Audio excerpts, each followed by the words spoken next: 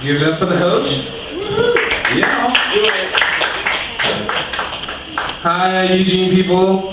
How you doing? Hi, Joe. Yeah. I'm born and raised from Eugene, Oregon, actually. Yeah, so I know how to dress accordingly. I have the Raiders sweatshirt with my Lamb of God shirt. So I'm good for the Whitaker district. I'm going to tell you some stories about being a black kid in Eugene growing up.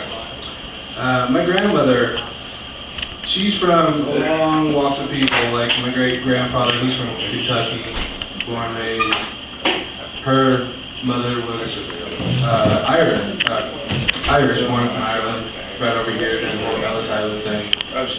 So when my mother was like, I'm pregnant, they're like, yeah, I'm really happy, yay, right? And then when they saw me, they're like, oh, we're happy. Yeah, DHS is going to be happy for you. But the thing was that I, growing up, I was, I wasn't raised on fast food. I was, more like gardening and stuff like that. And my grandma had, always like an assortment of nuts and stuff. And I was just, always grabbing on them. And I was like, oh, these are really good. What are these called? And she was like, do you want to know what those are really called? And I was like, yeah, Grandma. She was like, those are nigger toes. How you gonna tell an 8-year-old kid that he's eating on some nigger toes? The funniest thing is that I never even knew what that word nigger meant. So I was like, cool. Going to school, going like, I got a package of nigger toes in my pocket. That was not the greatest thing ever. But years later, as my friends were like, you can't call those nigger toes, I had to figure out the root word. So I was like, what does that word mean? Like, why does it have to be nigger, right? And I asked my grandfather one day, I was like, am I a nigger? And the greatest thing is that he's from the old, he's born in the 40s, early, late 30s, and so the greatest thing yet was straightforward. He was like, well, do you want to know, technically you are, long story, watch some BET, you might get it. So I watched some BET. It's called Black Entertainment, if you don't know what that is on TV. Well, they portray black people or African Americans in America to be very, luxurious and, money and everything. And so I was like, wow, I want to see how these people party. So I was bored, I was on the internet, I was looking up some parties. And every hip-hop, whatever, party there is, it's about 8-10 guys in a room. They got gold chains on, and they're all drinking high, whatever, and they're all like, yeah, If you watch the video, all the girls are just standing by, and they're like with home loop purses. They're just like, yeah. Now the greatest thing is that I'm thinking if I was the black person, one of those black people at the party, I'd have to ask them, like, do you know why you're here? Or were you just like, I see an opportunity, so I'm gonna take it. But do you actually know why you're here? Because the video actually shows none of that either. Because you're just standing there and you're ready to get roofied. That's pretty much. Because it's pointless. It's like, why? I'm sorry, but women, it's like if I, was a female and some guy come up to me, had all the jewelry on and this and that, and he's like, hey baby, I can take you, everywhere, everything like this and that. And I was like, I have an LTD bus pass. I can go everywhere else on that. But the thing is that I think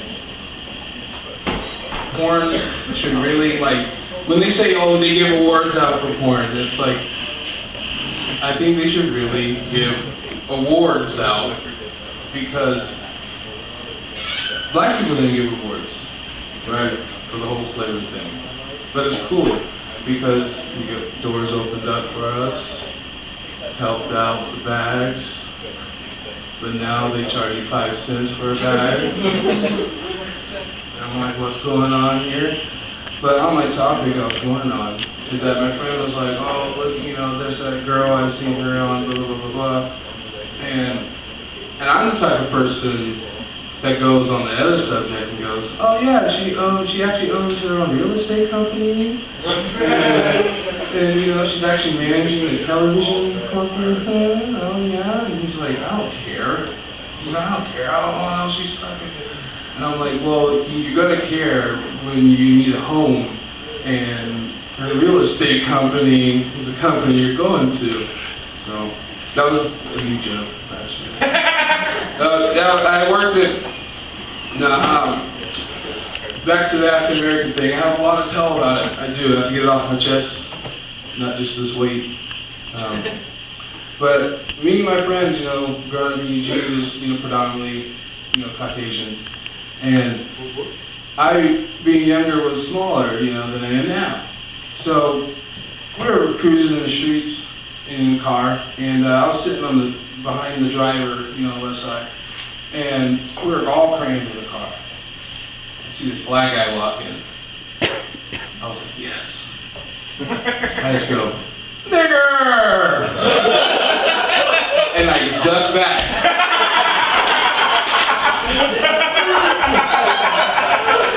And the greatest thing yet was, I didn't know what happened afterwards, but my friend speeds off, and he's like, oh my fucking God! He's like, why'd you do that? The guy shot a gun and everything, and whatnot.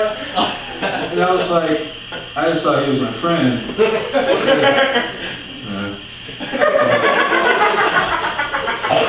That's funny.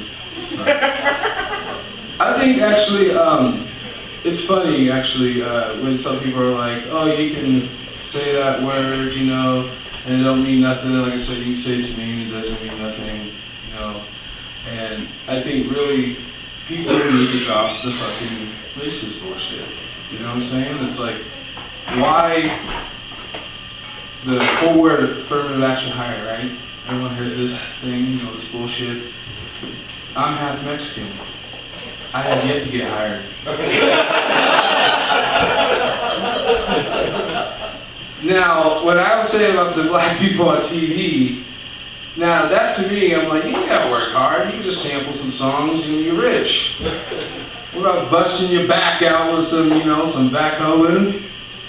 You know, shit, real work, man work. No. Interesting. Sorry. There's another one I was working out. Sorry. I was gonna get to some poop jokes. So like, I have some personal stories. You know, like curiosity killed the cat, right? Well, I was so curious with my grandparents' cat.